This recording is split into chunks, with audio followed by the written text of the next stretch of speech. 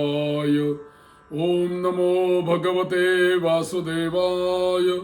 ओम नमो भगवते वासुदेवाय। श्री राम जय जय राम। श्री राम जय जय राम। श्री राम जय जय राम। श्री राम जय जय राम। श्री राम जय जय राम। श्री राम जय जय राम। गरुड़ पुराण प्रेत कल्प सारोद्धार, इस ग्रंथ का हम श्रवण कर रहे हैं। आज हम देखेंगे अध्याय 4। इस अध्याय में भगवान विष्णु कह रहे हैं कि देखो गरुड़, यह जो अध्याय है नरक प्रदान करने वाले पाप कर्म क्या क्या होते हैं, इसी के बारे में जानकारी इस अध्याय में कही गई है। तो गरुड़ प्रश्न पूछते हैं, कैर्गच्छन्ति महामार्गे वैतरण्याम पतन्ति कैः पापैर्नरके यान्ति तन्मे कथय केशव। गरुड़ जी पूछते हैं कि हे केशव, किन पापों के कारण पापी मनुष्य यमलोक के महामार्ग में जाते हैं और किन पापों से वैतरणी नदी में गिरते हैं तथा किन पापों के कारण नरक में जाते हैं, आप कृपा करके हमें बताइए। तो भगवान कहने लगते हैं, श्री भगवान उवाच, सदैवा कर्म निरताः शुभ कर्म पराङ्मुखाः नरकं यान्ति दुःखात् दुःखं भयात् भयम्। देखो गरुड़, सदा पाप कर्मों में लगे हुए शुभ कर्म से विमुख प्राणी एक नरक से दूसरे नरक को, एक दुख के बाद दूसरे दुख को तथा एक भय के बाद दूसरे भय को प्राप्त होते ही रहते हैं। और एक बात मैं कहता हूं, धर्मराज पुरे यान्ति त्रिभिर्द्वारैस्तु धार्मिकाः पापास्तु दक्षिण द्वार मार्गेणैव व्रजन्ति तत। धार्मिक जन धर्मराजपुर में 3 दिशाओं में स्थित द्वारों से जाते हैं और पापी पुरुष दक्षिण द्वार के मार्ग से ही वहां जाते हैं। और भी इस महादुखदायी दक्षिण मार्ग में वैतरणी नदी स्थित है, उसमें वह पापी पुरुष जाते हैं। उन्हें मैं आपको बताता हूं। देखो, जो सुरापान करने वाले हैं, जो गौ हत्या करने वाले हैं, जो बाल हत्यारे हैं, स्त्री की हत्या करने वाले, गर्भपात करने वाले और गुप्त रूप से पाप करने वाले जो होते हैं मानव, और जो गुरु के धन का हरण करने वाले, देवता और ब्राह्मणों का धन हरण करने वाले, और जो ऋण लेकर उसे न लौटाने वाले, धरोहर का अपहरण करने वाले और दूसरे के दोष को ग्रहण करने वाले, ऐसे बहुत सारे जो दोष करने वाले, पाप करने वाले जो मानव होते हैं। और भी सुनो, जो तीर्थों की, सज्जनों की, सत्कर्मों की, गुरुजनों की और देवताओं की हमेशा निंदा करते हैं, निंदा करने वाले होते हैं, पुराण और वेद मीमांसा, न्याय और वेदांत को दूषित करने वाले होते हैं, और दुखी मानव को देखकर प्रसन्न होने वाले और हितकर वाक्य न सुनने वाले, अपने को ही श्रेष्ठ समझने वाले, घमंडी, मूर्ख होते हुए अपने को विद्वान समझने वाले अधर्मी जीव जो होते हैं, ऐसे बहुत सारे पाप करने वाले लोग रात और दिन रोते हुए यम मार्ग में जाते हैं। और यम मार्ग में जाते हैं तो दक्षिण द्वार से यमपुरी में प्रवेश करते हैं, क्योंकि दक्षिण द्वार से ही पापी लोग प्रवेश करते हैं। तो जो दक्षिण द्वार का मार्ग है उसी मार्ग में वह पापी वैतरणी के ओर जाते हैं और उसमें गिरते हैं। ऐसे उन पापियों के विषय में आप गरुड़ जी तुम्हें बताता हूं।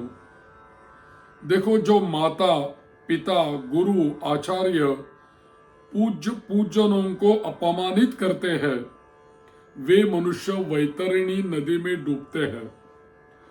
पतिव्रता सच्चरित्र उत्तम कुल में उत्पन्न विनय से युक्त स्त्री को द्वेष के कारण छोड़ देते हैं, वह मानव वैतरणी नदी में गिरते हैं।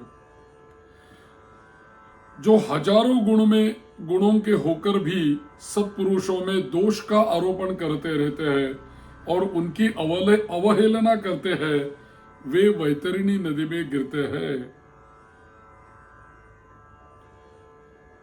कोई दान लेने वाले को बुलाकर दान नहीं देता।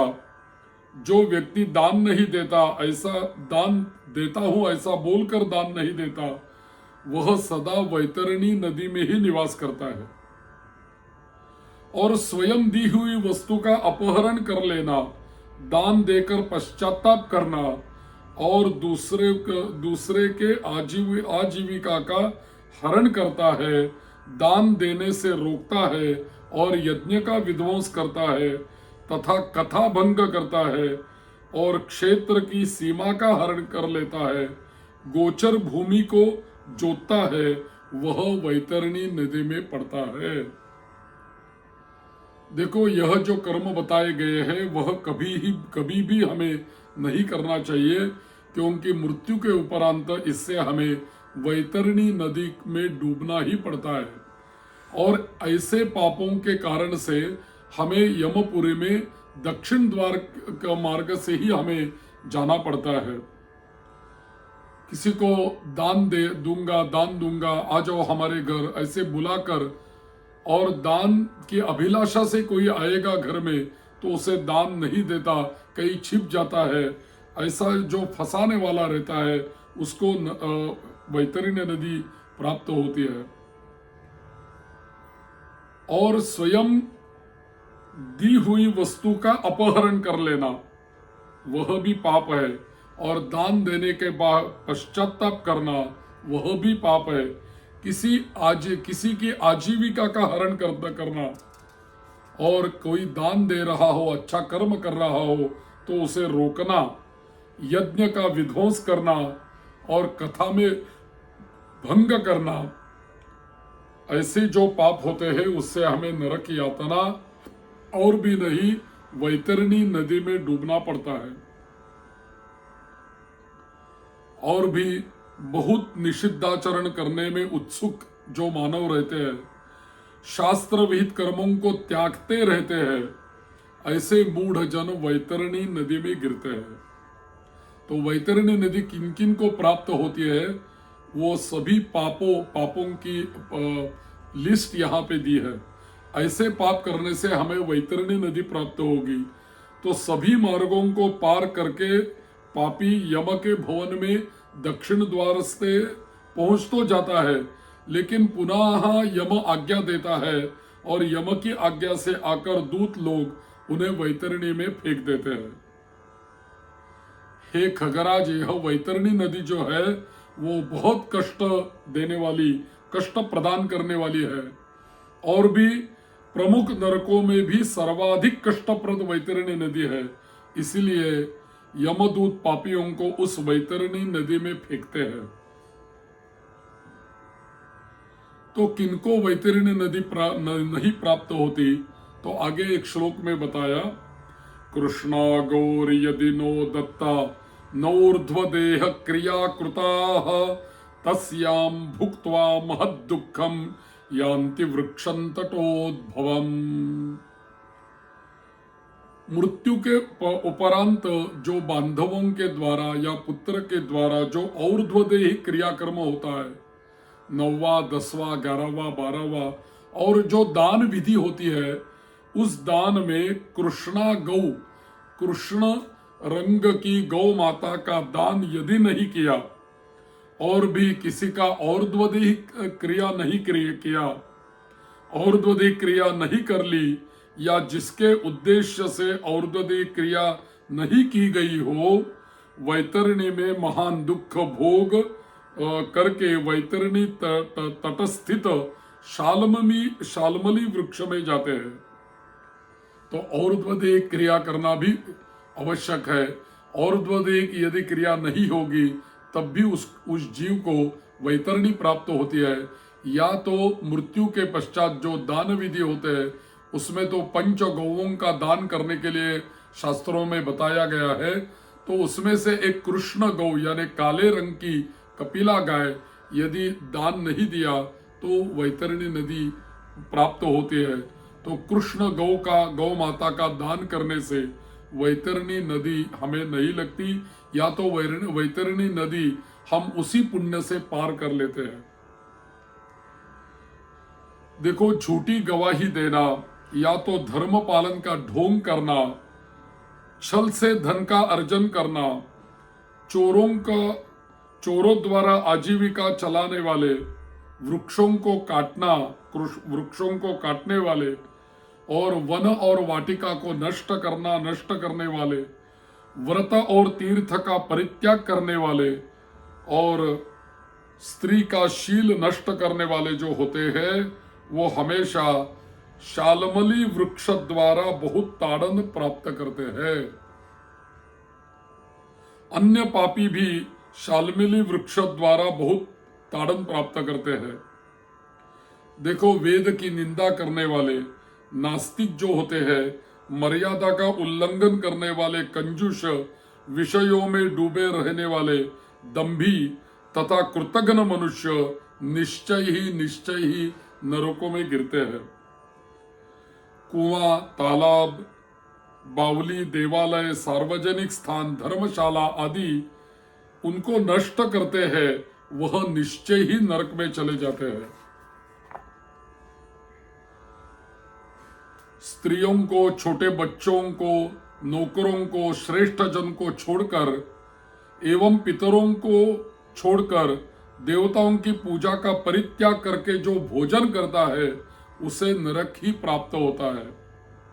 हमेशा भोजन करते समय इनकी याद करनी चाहिए, स्त्रियों की याद करनी चाहिए, छोटे बच्चों की याद करनी चाहिए, नौकरों का भोजन हुआ कि नहीं देखना चाहिए, श्रेष्ठ जन को इनका भोजन हुआ कि नहीं देखना चाहिए, पितरों को भोजन देना चाहिए, देवताओं को भोग चढ़ाना चाहिए, बाद में हमें भोजन करना चाहिए।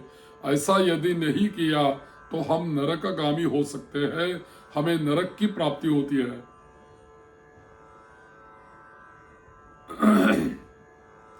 जो मार्ग में कांटों को बिछाते हैं और लकड़ियों से तथा पत्थरों से, कांटों से रोकते हैं मार्ग को, निश्चय ही उनको नरक की प्राप्ति होती है, वो नरकगामी होते हैं।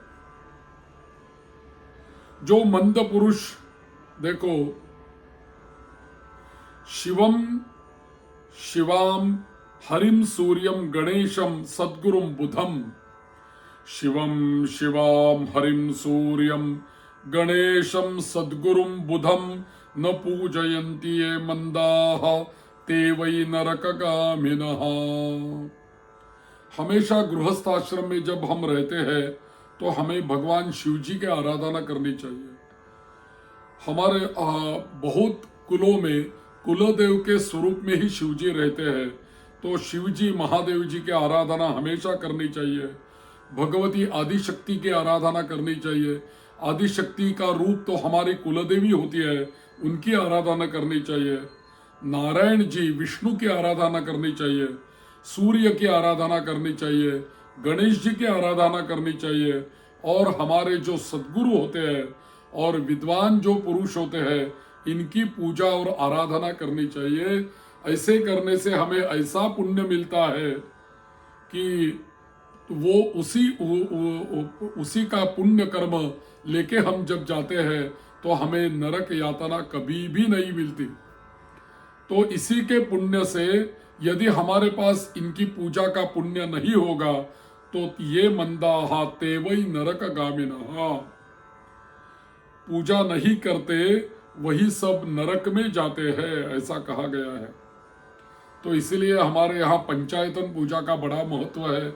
उस पंचायतन में शिव जी है, आदिशक्ति है, विष्णु है, सूर्य है और गणेश जी है। इन पांचों को हम पंचायतन बोलते हैं। हर घर में गृहस्थ आश्रम में पंचायतन पूजा होनी ही चाहिए। यह पंचायतन पूजा पंच महाभूतों से नाता रखती है। इन पांचों की पूजा करने से पंच महाभूतों की पूजा का पुण्य भी हमें प्राप्त होता है।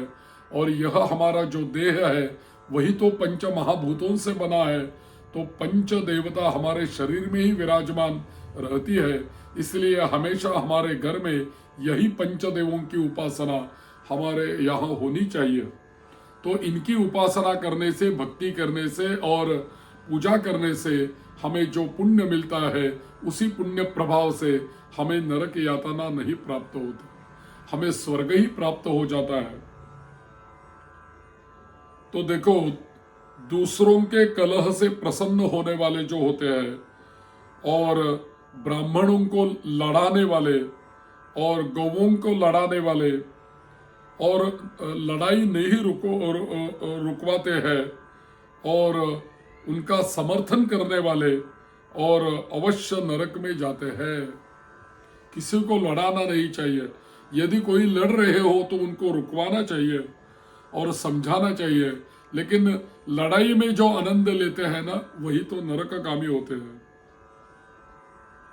और कामांध पुरुष जो होते हैं वो कभी भी स्त्री गमन करते हैं तो पर्व के दिन, अमावस्या, पूर्णिमा के दिन स्त्री गमन करना, जल में, दिन में, श्राद्ध के दिन कामुक होकर स्त्री संग करने वाले जो होते हैं वो नरकगामी होते हैं।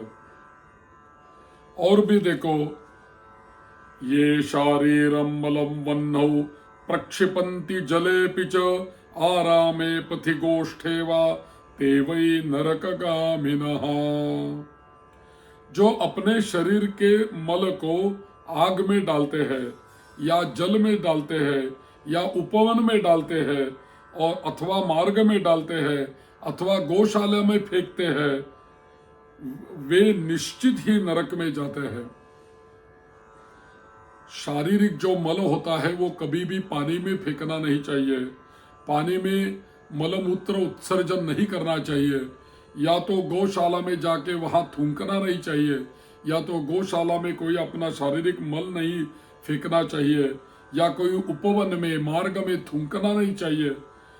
तो ऐसा करने से हमें पाप लगता है और उसी पापों के कारण हमें नरक की प्राप्ति होती है। देखो, मार्ग में थूकना यही पाप है, मार्ग में गंदगी करना यही तो पाप है, गौशाला में गंदगी करना यही तो पाप है, जलाशय में गंदगी करना यही तो पाप है। इसी पापों के कारण हमें नरक यातना मिलती है।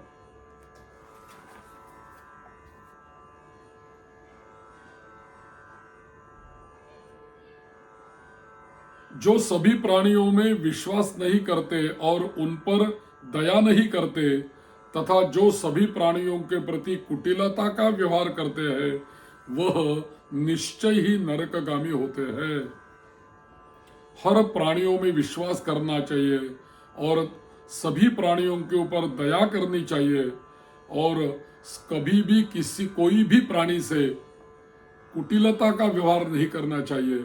ऐसे करने से हमें पुण्य तो लगता है, पाप से हम बचते हैं, लेकिन ऐसा यदि हम करेंगे तो हमें नरक मिलेगा, नरकगामी हम होंगे। विवाहं देवयात्रांच तीर्थ सार्थान विलुम्पति सवसेन नरके घोरे तस्मान नावर्तनम पुनः। किसी का विवाह तय हो गया हो तो विवाह को भंग करना, देव यात्रा में कोई जा रहा हो तो उसको रोकना, और देव यात्रा कोई लोग कर रहे हैं तो उनके यात्रा में विघ्न डालने वाला तथा तीर्थ यात्रियों को लूटने वाला यह घोर नरकवास करता है और वहां से उसका पुनरावर्तन होता ही नहीं। तो कभी भी विवाह को भंग नहीं करना चाहिए, देव यात्रा में विघ्न नहीं, अड़ंगा नहीं लगाना चाहिए और तीर्थ यात्रियों को कभी भी लूटना नहीं चाहिए। ऐसा करने से जो हमें पाप लगता है, उसी पाप से जो नरक प्राप्ति होती है, उससे हम निकल ही नहीं पाते, वही रह जाते हैं। जो महापापी घर को आग लगाते हैं, गांव को आग लगाते हैं, जंगल में आग लगाते हैं, यमदूत जाकर उनको अग्नि कुंड में ही पकाते हैं। जब वह पापी प्यास से व्याकुल हो जाता है, पानी पीने की इच्छा करने लगता है, तो यमदूतों द्वारा उसे खौलता हुआ तेल पीने के लिए दिया जाता है। पानी पियो, अन्न खाओ, ऐसा उस समय उनके द्वारा कहा जाता है, लेकिन उस अति उष्ण तेल के पीते ही उनकी आंतें जल जाती है, फिर वो गिर पड़ते हैं। ऐसे पुनः उठकर अत्यंत दीन की भांति प्रलाप करते हैं। विवश होकर ऊर्ध्व श्वास लेते हुए वे कुछ कहने से भी समर्थ नहीं होते। तो हे तार्क्ष, ऐसे बहुत प्रकार के पाप है, बहुत प्रकार की उनकी यातनाएं हमने बताई है। इन्हें कहने की क्या आवश्यकता, इनके संबंध में सभी शास्त्रों में कहा गया है। इस प्रकार हजारों नर नारी नारकीय यातनाओं को भोगते हुए प्रलय पर्यंत घोर नरक में पकते रहते हैं। उस पाप का अक्षय फल भोग कर पुनः वही पैदा होते हैं और यम की आज्ञा से पृथ्वी पर आकर स्थावर आदि योनियों को प्राप्त करते हैं। फिर बाद में वृक्ष, गुल्म, लता, वल्ली, गिरी, पर्वत, तृण आदि ये स्थावर योनियां कही गई है। ये अत्यंत मोह से आवृत है और कीट, पशु, पक्षी, जलचर तथा देव इन योनियों को मिलाकर 84 लाख योनियां यहाँ कही गई है। एताः सर्वाः परिभ्रम्य ततो यान्ति मनुष्यताम्। इन योनियों में घूमते हुए जीव मनुष्य योनि को प्राप्त करते हैं और मनुष्य योनियों में भी नरक से आए व्यक्ति चांडाल के घर में जन्म लेते हैं तथा उसमें भी कुष्ठ आदि पाप चिन्हों से वे बहुत दुखी होते हैं। किसी को गलित कुष्ठ हो जाते हैं, जन्म से अंधे होते हैं, कोई महारोग से व्यतीत होते हैं। इस प्रकार पुरुष और स्त्री में पाप के चिन्ह हमें दिखाई पड़ते हैं। तो इति श्री गरुड़ पुराणे सारोद्धारे नरक प्रद पाप चिन्ह निरूपण नाम चतुर्थोऽध्यायः। श्री राम जय राम जय जय राम, श्री राम जय राम जय जय राम, श्री राम जय राम जय जय राम, श्री राम जय जय राम।